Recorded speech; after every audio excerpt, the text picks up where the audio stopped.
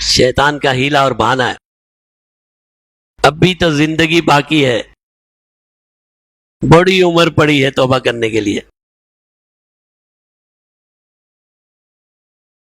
ہمارے ایک ساتھی حج پہ جا رہے تھے، نوجوان، جوانی کا حج، اصل حج وہی ہے. وہ ایک ساتھی ہمارے خود بتا رہے ہیں، میں انہی کا واقعہ سناتا ہوں. اس کی شادی ہوئی، تقریباً 25-26 سال کا نوجوان. تو میاں بیوی نے فیصلہ کیا کہ دونوں حج کرتے ہیں. تو جب انہوں نے حج کی تیاری کر لی تو انہی کے سسر صاحب، ان کے سسر صاحب کیا فرماتے ہیں، یہ کوئی عمر ہے حج کرنے کی؟ ابھی گھومو پھرو، 55-60 سال میں جا کے کبھی حج کرنا. ہم نے توبہ کی بھی یہی کی ہوئی ہے. یہ کوئی عمر ہے توبہ کرنے کی؟ بوڑھے ہو جائیں گے پھر سوچیں گے کہ توبہ کرنی چاہیے کہ نہیں کرنی چاہیے. نعوذ باللہ. پہلی بات تو یہ ہے کہ تجھے بتا، یہ کہاں سے لکھوا کے لائے کہ بوڑھا ہونا ہی ہونا ہے؟ یہاں تو 12-12 سال کے بچے بیچارے فوت ہو رہے ہیں.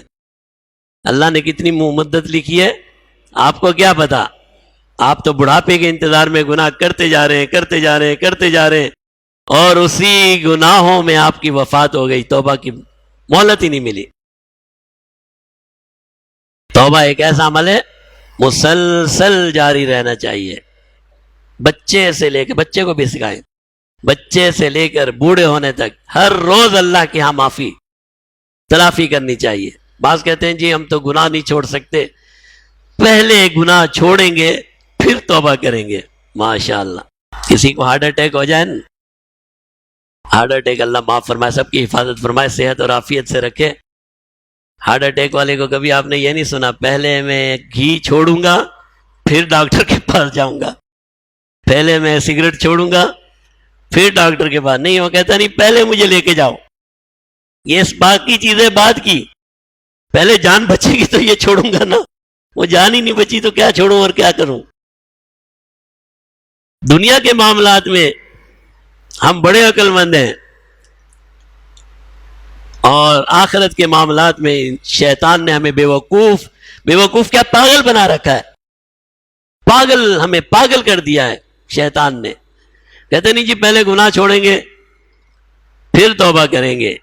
یہ ابھی تو جوانی ہے، بڑھاپے میں توبہ کریں گے.